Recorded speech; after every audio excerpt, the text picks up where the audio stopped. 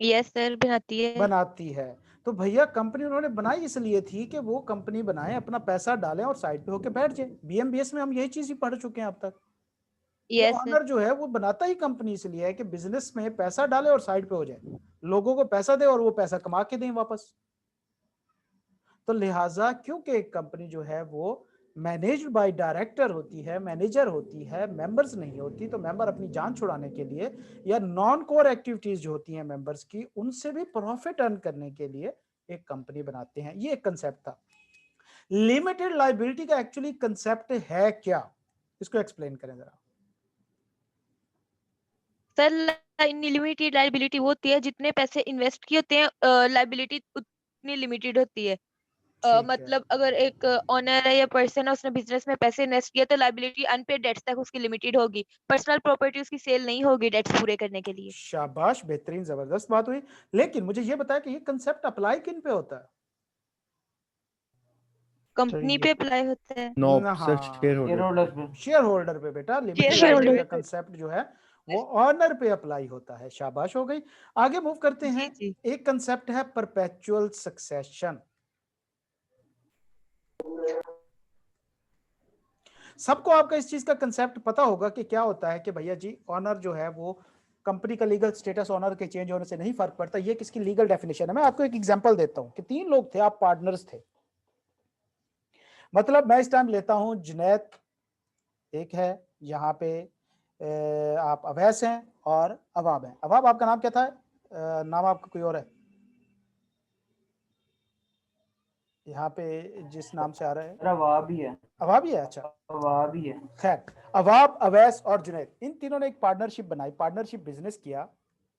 अवाब, Junaid and Awais, इन 3 लोगों ने एक पार्टनरशिप बनाई और बैंक में जाके इन्होंने एक अकाउंट ओपन किया। बैंक वाला मस्ट आपसे पूछेगा कि भाई आप इसमें से पैसा कौन निकलवा सकता है आप तीनों में से। इन तीनों ने एक दूसरे की तरफ देखा और कहा कि ना भाई, आंखों आंखों में कहा हमें किसी पे भरोसा नहीं है। तीनों ने एकदम कहा कि नहीं जी, हम तीनों ही चेक के ऊपर साइन करेंगे, हम तीनों ही इकट्ठे निकलवाएंगे। बैंक ने कहा बेहतरीन है। बैंक ने आपकी ये बात रिकॉर्ड कर ली। आपने कंपनी का नाम रखा AJA एसोसिएट्स, आपकी जो फर्म थी, पार्टनरशिप फर्म। ठीक है, नाम अच्छा है, बल्कि अच्छा है, आजा एसोसिएट्स। खैर, आपने ये नाम रखा, इस नाम से बैंक ने आपका अकाउंट ओपन किया और उसके अंदर उसने कंडीशन डाल दी कि भाई ये 3 पार्टनर हैं, इसके 3 पार्टनर जो हैं ये अगर तो किसी चेक के ऊपर तीनों साइन करेंगे तो वो चेक कैश होगा। ठीक हो गया? क्लियर है यहां तक बात? Yes sir. ओके। लेकिन होता यह है कि बेटा एक दिन इनमें से अवैस जो है वो कहता है कि भाई मैंने इस पार्टनरशिप का पार्ट नहीं बनना, ये छोड़ के चला जाता है। पार्टनरशिप अभी ही AJA एसोसिएट के नाम से चल रही है। अवैस चला गया, अब ये 2 लोग पार्टनर बच गए पीछे।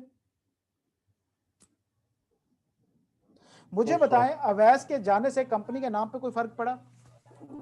No sir. नहीं पड़ा, वैसे ही चल रही है। AJA एसोसिएट्स वही नाम यूज कर रहे हैं। लेकिन अब अगर कोई चेक विदड्रॉ करते हैं और बैंक में लेके जाते हैं और उसके ऊपर सिर्फ अवाब और जुनैद का साइन है, तो क्या चेक कैश हो जाएगा? No sir. नहीं होगा। क्यों नहीं होगा? सर उस पर वैसे साइन ही नहीं है। तीसरे बंदे के साइन नहीं है। अब जुनैद से कहेगा कि भाई अवैस के साइन कराओ, ये कहेंगे सर वो अब हमारा पार्टनर नहीं रहा, अब ये हम दोनों बिजनेस कर रहे हैं, तो क्या वो आपकी बात मान लेगा? नहीं सर, वैसे को आपको नो। स्टेटमेंट देनी पड़नी। शाबाश। तो वो कहेगा कि भाई देखो मेरे रिकॉर्ड में तुम तीनों पार्टनर हो, अगर तुम में से कोई एक पार्टनर चला गया तो मुझे सबूत दो। आप कहेंगे जी हमारा नाम जो है वो AJA एसोसिएट है, कहता है नहीं। बैंक कहेगा कि पार्टनरशिप नाम से नहीं चलती। पार्टनरशिप बेस किसके ऊपर करती है बेटा? Partnership deed. शाबाश, पार्टनरशिप डीड के ऊपर।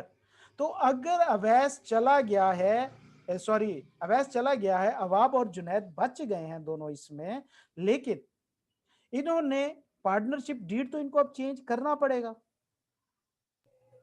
ऐसा है ना?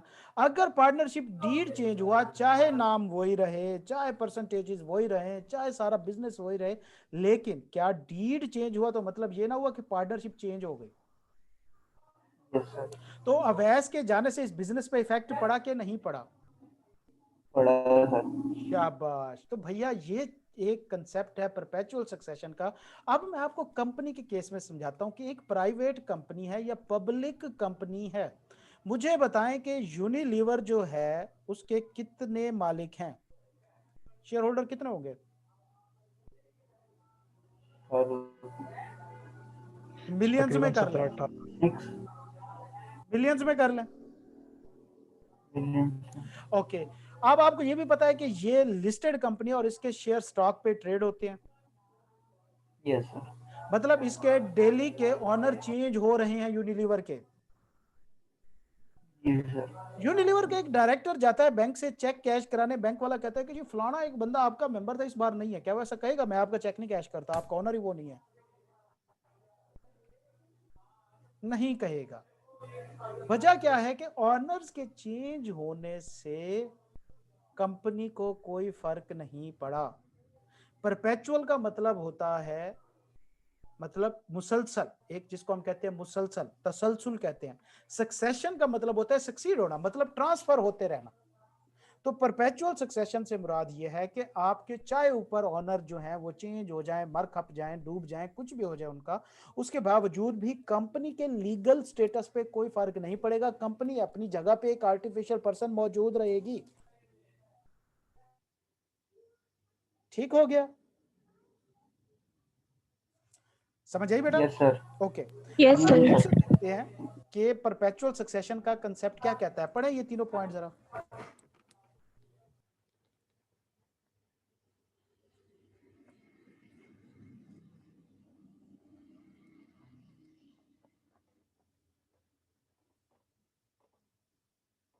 क्लियर है भाई? Yes sir. ओके, अब ये हमारे थे कंपनी के बेसिक कंसेप्ट के कुछ डेफिनेशन, कैरेक्टरिस्टिक्स जिसमें आप अंडरस्टैंड कर लें। तो अब हमने काफी सारी चीजें अंडरस्टैंड कर ली हैं। तो अब आगे डेफिनेशन है, हम अपनी थोड़ी पेस भी इंक्रीज करते हैं, इसमें लॉजिक वाली चीजें कम है और रट्टे वाली चीजें ज्यादा है। तो लिहाजा ये कुछ डेफिनेशन है। सबसे पहली चीज है कि कंपनी की डेफिनेशन क्या है। बहुत ही मुश्किल डेफिनेशन है, आप अपने बादाम शादाम खाना शुरू कर दें कि तो हर वो कंपनी जो कंपनी एक्ट के अंदर कंपनी होगी वो कंपनी कहलाएगी। कैसा रहा? वो क्रिकेट मैच के अंदर वो जो एक शख्स अपने इधर पेट के ऊपर हाथ रख के खड़ा और वो देख रहा होता है, गंजा सा मीम बना हुआ, एक दिखा है मुझे किसी ने? Yes sir. आपकी सबकी इस टाइम सिचुएशन मुझे वही नजर आ रही है कि कंपनी उस कंपनी को कहते हैं जो कंपनी एक्ट के अंदर कंपनी कहलाएगी। ठीक हो गया? पढ़े जरा इसको।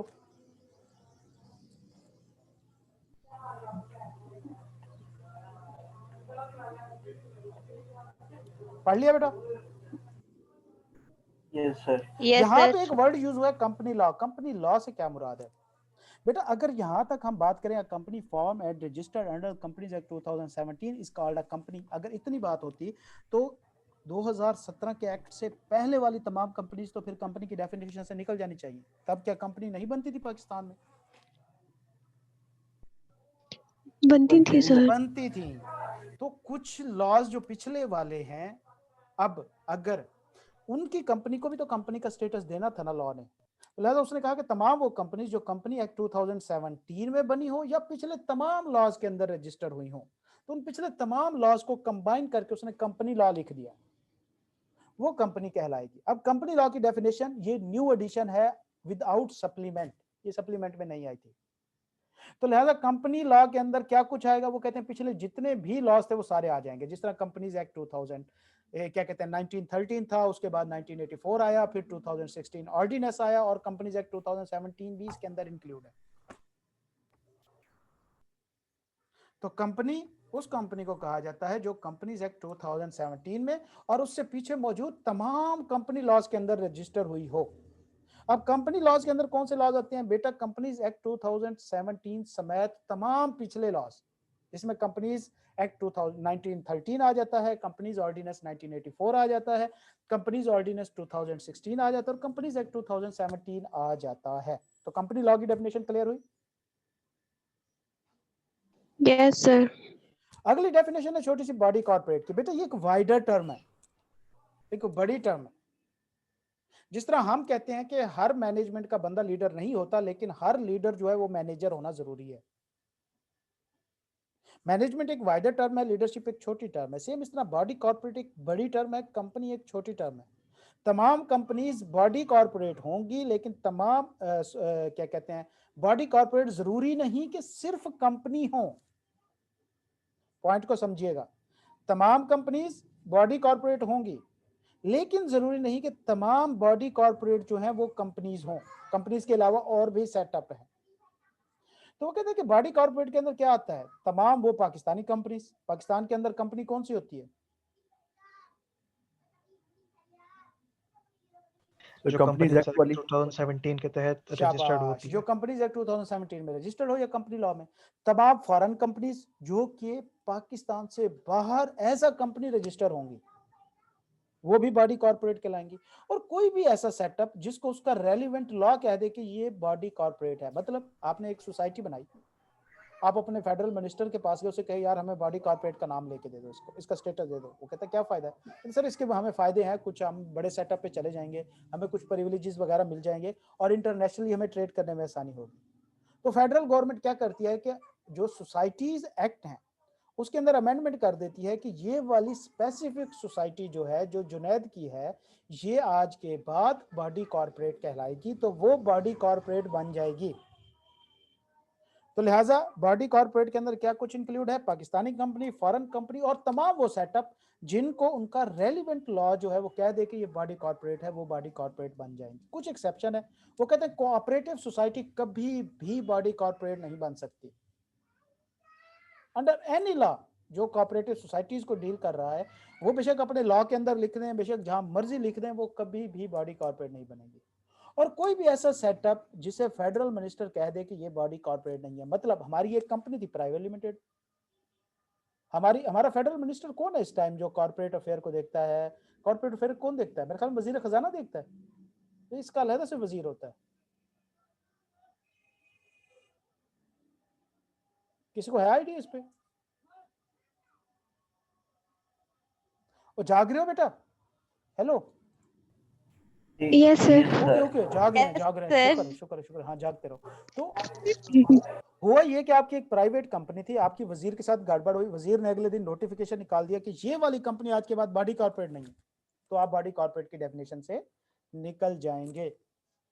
तो लिहाजा बॉडी कॉर्पोरेट के अंदर एक बड़ी टर्म है, तमाम कंपनीज जो होंगी वो बॉडी कॉर्पोरेट होंगी, लेकिन जरूरी नहीं कि बॉडी कॉर्पोरेट सिर्फ कंपनीज हो, बल्कि उसके अंदर पाकिस्तानी कंपनीज आएंगी, उसके अंदर फॉरेन कंपनीज आएंगी, उसके अंदर तमाम वो सेटअप आ जाएंगे जिनको उनका relevant law as a body corporate कह के बुलाए।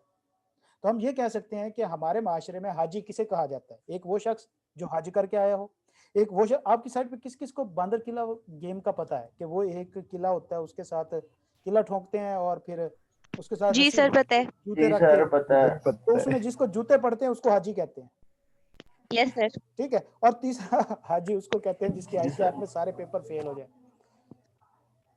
ठीक हो गया। तो लिहाजा हमारे माशरे में हाजी एक बड़ी टर्म है, उसके अंदर 3 तरह के हाजी आ जाते हैं, एक जिसने हाजी किया हो, एक जिसको खले पड़े हो, एक जिसके पेपर फेल हुआ। सेम इस तरह बॉडी कॉर्पोरेट भी एक बड़ी टर्म है, इसके अंदर 3 तरह के हाजी आएंगे। कौन से? पाकिस्तानी कंपनीज, फॉरेन कंपनीज, और जिसको हम प्यार से हाजी हाजी कहना शुरू कर दें, ठीक है ना? जिसको प्यार से हम हाजी कहते हैं, ये बात वही कर रहा है जिसको उसका लॉ हाजी कहना शुरू कर देगा, बॉडी कॉर्पोरेट कहना शुरू कर देगा, वो बॉडी कॉर्पोरेट बन जाएगी। ये पॉइंट पढ़े और उसके बाद बताएं मुझे इसमें कोई कंफ्यूजन है या नहीं है। ये 5 पॉइंट पढ़े बेटा।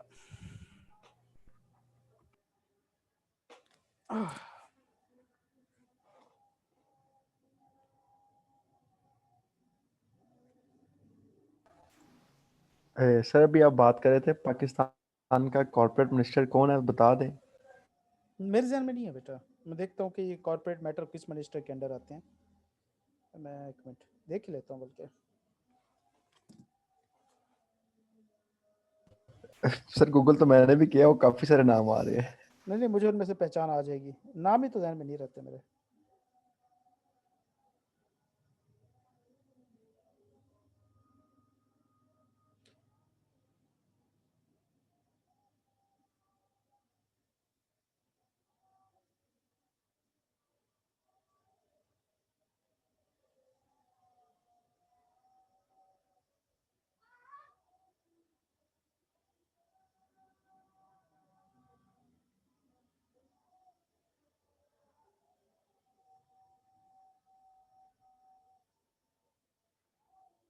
हाँ जी, पढ़ लिया पॉइंट बेटा? आप तो पढ़ो यार, आप किधर चुप हो गए हो? सारे गूगल पे लग गए हो। Yes sir. ये मैं कर रहा हूँ। खैर, अच्छा, अब उसके बाद इन तीनों के हिसाब से मैंने एग्जाम्पल सेट किए हैं। ये आपके बने बनाए एमसीक्यूज हैं। ये 6 की 6 एग्जाम्पल पढ़ें, मुझे बताएं कि समझ आती है कि नहीं आती है, कोई कंफ्यूजन है इसके अंदर।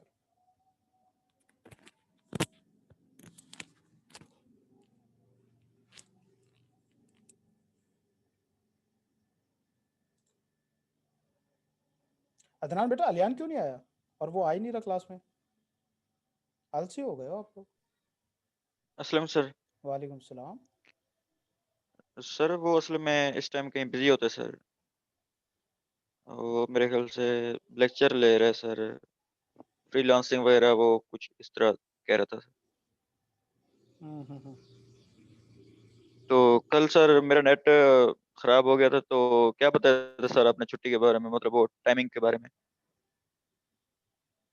एट द एंड क्लास के, हाँ तो यस उसमें सर, मैं कह क्लास रहा था कि टाइमिंग टाइमिंग जो है मतलब। इसकी चेंज करेंगे, ज़रूर करेंगे, लेकिन आज हमारी लास्ट ट्रायल क्लास है, तो कल से सिर्फ जो एनरोल्ड स्टूडेंट होंगे फिर उनकी कंसेंट से हम टाइमिंग करेंगे। जो हो सकता है हमसे मॉर्निंग में ले जाएं इंशाल्लाह, तो आगे पीछे कर लें या थोड़ा सा डिले कर लें, तो वो फिर जो मेजॉरिटी कहेगी उस हिसाब से। Okay sir.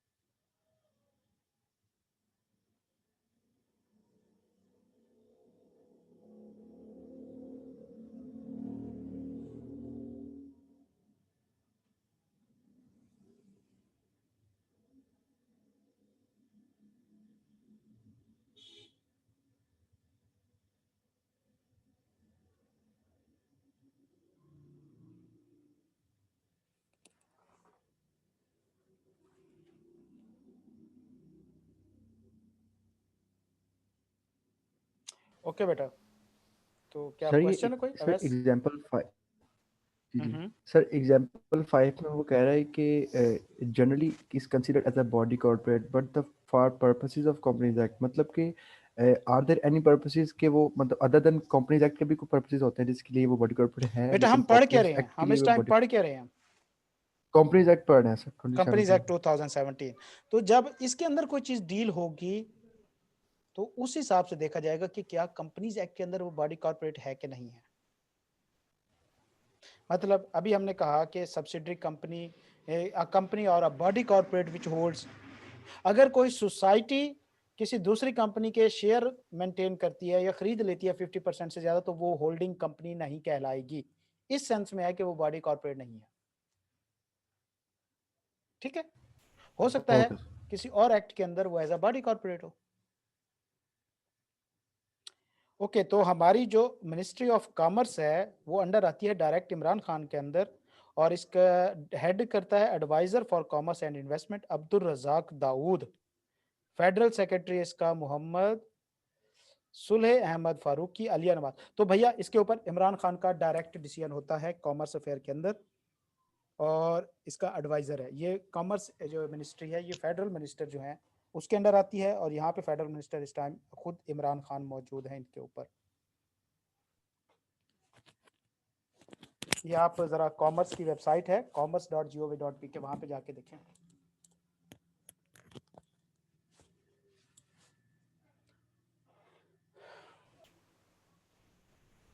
सर एग्जाम्पल 4 ये कंपनी क्यों नहीं है? Orange incorporation is a company incorporated in USA. मुझे कंपनी की डेफिनेशन बताई जाए। Company that is registered under companies act 2017। और कंपनी लॉ, तो एक कंपनी जो और यूएसए में रजिस्टर हुई है, क्या वहां पे कंपनीज एक्ट 2017 चलता है या यूएसए का अपना लॉ होगा? जी सर, अपना उनका लॉ अपना होगा। लॉ होगा, तो वो 2017 के अंदर तो रजिस्टर नहीं है ना। जी जी सर, तो इस वजह आगे से समझ। पाकिस्तान में कंपनी नहीं कहलाएगी। हाँ, वो फॉरेन कंपनी हो सकती है, उसको कह सकते हैं वो फॉरेन कंपनी है, कंपनी पाकिस्तान में नहीं कहलाएगी। सर जैसे मैकडोनल्ड्स है और इस जी तरह बिल्कुल, सर। जी बिल्कुल, ऐसा ही है। ये सारी मल्टीनेशनल कंपनीज होती हैं बेटा, लेकिन इनके लोकल सेटअप होते हैं। मतलब ये होल्डिंग कंपनीज इंटरनेशनल होती हैं, सब्सिडरी पाकिस्तानी कंपनीज होती हैं। और ये जो मैकडोनल्ड्स वगैरह है ना, ये उनके बिजनेस नेम है, लीगल नेम ये नहीं है। जिस तरह आप लिपर्ड कोरियर देखें तो उसका बिजनेस नेम जो है वो लिपर्ड कोरियर है, उसका company name, legal name DHL कोई इस तरह का करके है। समझ आई बात? तो हर कंपनी के बिजनेस यस सर। नेम और लीगल नेम सेपरेट हो सकते हैं। बाज कंपनीज के सेम होते हैं, बाज कंपनी के सेपरेट होते हैं। क्लियर है बेटा? Yes sir. ओके बेटा जी, मूव करते हैं आगे। टाइप्स ऑफ कंपनीज, सीधी सी बात है, दो बेसिस की कैटेगरीज हैं, एक on the basis of status है, एक on the basis of liability है। ठीक है, स्टेटस से मुराद क्या है कि एक कंपनी का स्टेटस क्या है। अब हम जरा इसका फ्लो चार्ट बनाते हैं। टाइप ऑफ कंपनीज, दो टाइप्स हैं इसकी main, on the basis of status, on the basis of liability. Status की बेस पे फिर मजीद फर्दर दो मेन टाइप बनती हैं, प्राइवेट, पब्लिक। प्राइवेट की फिर दो टाइप हैं, SMC और अदर्स। पब्लिक की फिर दो टाइप हैं, लिस्टेड और अनलिस्टेड। ओके, हमारे 10 मिनट रह गए मीटिंग को, उसके बाद फिर नया लिंक आ जाएगा। एक मिनट, मुझे एनोटेशन ऑफ करने दें। कौन शहजादा कर रहा है? नहला। नहला आपने जान के नाम रखा है या मिस राइटिंग है? अच्छा, दो टाइप होती है पब्लिक कंपनी की, लिस्टेड और अनलिस्टेड। इस तरह लिमिटेड बाय लाइबिलिटी की तीन मेन टाइप हैं, limited by shares, by guarantee, by unlimited company. Limited by guarantee की फर्दर दो टाइप है, हैविंग शेयर कैपिटल, ये बेटा नोट करते जाएं या कम से कम जहन में होना चाहिए आपकी ये चीजें, और नॉट और having not share. Having share capital. इसी तरह अनलिमिटेड कंपनी की भी दो टाइप है, having share capital, not having share capital. अच्छा, अब मुझे एक बात बताएं, आप किसी बैंक से पैसा लेने जाते हैं, मुझसे कल एक क्वेश्चन भी किसी एक स्टूडेंट ने किया हुआ था। क्वेश्चन आया हुआ था कि एक शख्स जो है वो किसी जगह बैंक में लोन लेने जाता है, क्या बैंक के लिए उसकी बिजनेस की टाइप इंपॉर्टेंट है कि नहीं है? इसका आंसर करें आप, कि वो सोल प्रोप्राइटर है, पार्टनरशिप है या कंपनी है। जी सर। कैसे इंपॉर्टेंट है उसके लिए? कोई एक्सप्लेन कर सकता है इसको थोड़ा सा, ऐसे जनरल वर्डिंग में? सर इम्पॉर्टेंट है बिकॉज अगर सोल प्रोप्राइटर है या पार्टनरशिप है तो उसकी जो लाइबिलिटी है वो अनलिमिटेड होती है, और जबकि कंपनी के नहला, केस के एक अंदर मिनट। जी जी, आप बताएं बताएं जुनैद। और जबकि कंपनी के केस के अंदर जो लाइबिलिटी होती है वो लिमिटेड लाइबिलिटी होती है, तो बैंक जो है वो प्रेफर करता है सोल प्रोप्राइटर और पार्टनरशिप को एज कम्पेयर टू कंपनी को लोन देने में। ठीक है, एक मिनट दीजिए मुझे।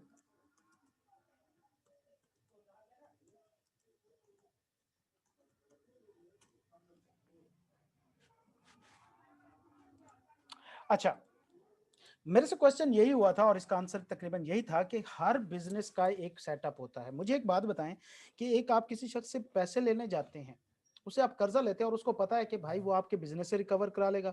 अगर आपका बिजनेस खत्म भी हो गया, कोई नहीं, आपका घर तो है ना, जमीन पड़ी है, वो बेच के खा जाएगा। और एक और सेटअप है कि सिर्फ वो बिजनेस से रिकवर कर सकता है, आपकी जमीन नहीं खा सकता। इसके लिए दोनों में उसको ज्यादा सिक्योरिटी किस बिजनेस में है? किसको लोन देने में वो ज्यादा सिक्योर है, जिसमें उसकी जमीन बेच सकता है या जिसमें जमीन नहीं बेच सकता? बेच सकते हैं जिसमें। जिसमें जमीन बेच सकता है। तो अब वो जमीन जो है वो किस सेटअप में बेच सकता है? सोल प्रोप्राइटर में, अनलिमिटेड पार्टनरशिप में? लाइबिलिटी। सॉरी, कंपनी वाली चीज ना जाए, अभी इस कैटेगरी में ना जाए। सोल प्रोप्राइटर में, पार्टनरशिप में या कंपनी में? सोल प्रोप्राइटर में, और पार्टनरशिप में भी। पार्टनरशिप में भी। कंपनी में नहीं बेच सकता, तो लिहाजा उसके लिए ज्यादा सिक्योर ये होता है कि वो अनलिमिटेड जिस सेटअप की लायबिलिटी हो उसको loan they.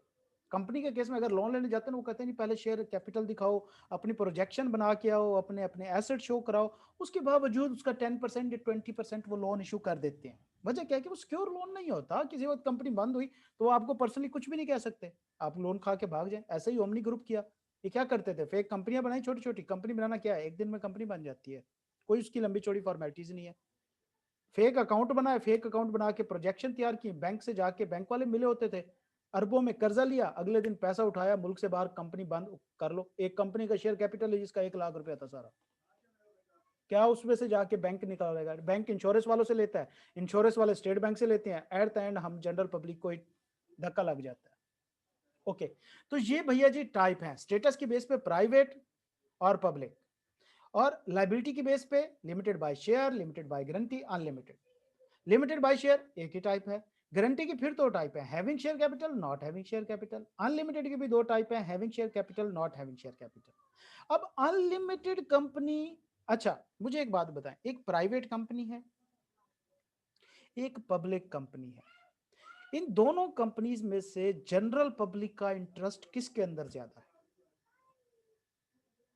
Sir public company public of course public company में ज्यादा है।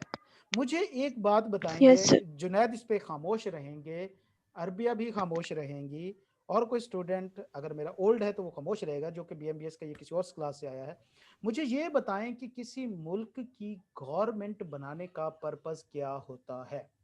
हम गवर्नमेंट बनाते हैं, हम एमएनए एमपीएस सिलेक्ट करके भेजते हैं, नारे लगाते हैं बड़े लंबे चौड़े, उनकी जलसों में बिरयानियां खाते हैं, क्यों बना रहे होते हैं उनको?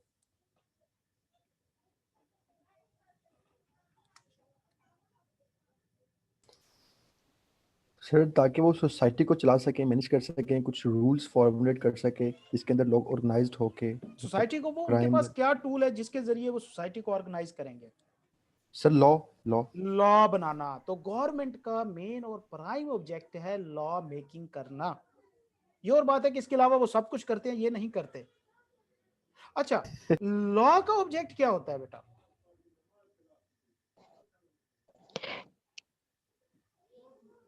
सर लॉ के इंडिविजुअल ऑब्जेक्ट इंटरेस्ट। सोसाइटी को रेगुलेट करना सर।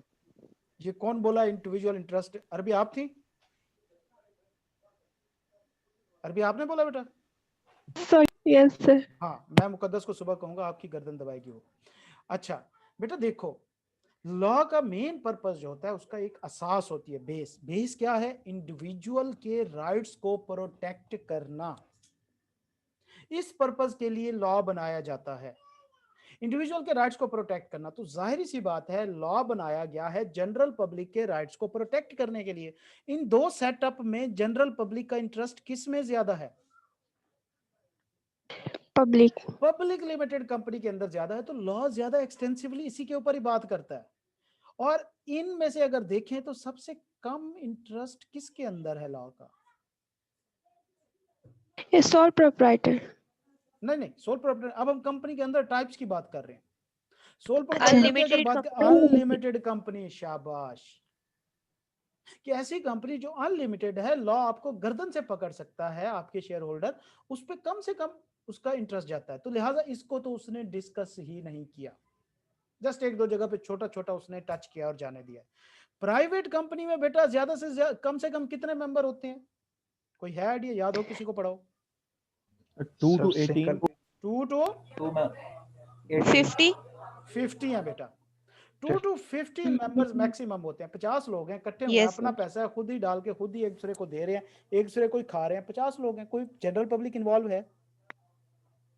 No sir. नो। तो इसके ऊपर भी लॉ थोड़ी सी गाइडेंस देता है और उसके बाद स्किप कर जाता है। मतलब बेसिक चीजें बता देता है कि आपको मिनिमम डायरेक्टर ऐसे रखने चाहिए, आपको कोरम ऐसे करना चाहिए, बला बला, छोटी चीजें।